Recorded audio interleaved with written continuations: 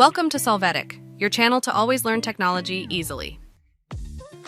Below in the description, you will find useful links and commands we used in this video.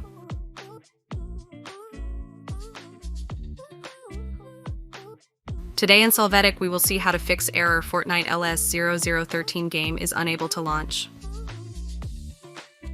To start, right-click on Start and click on Task Manager. After that, select the Epic Games process and then click on End Task to close all processes.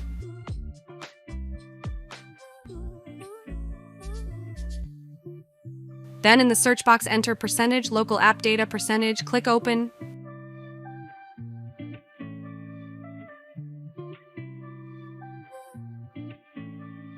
In Explorer, open the Epic Games Launcher folder and then the saved folder. Select the web cache folder and click Delete.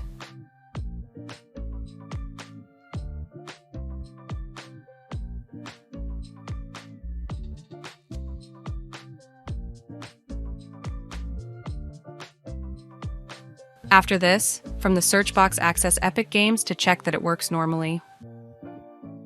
Hey, remember to subscribe Solvetic channel.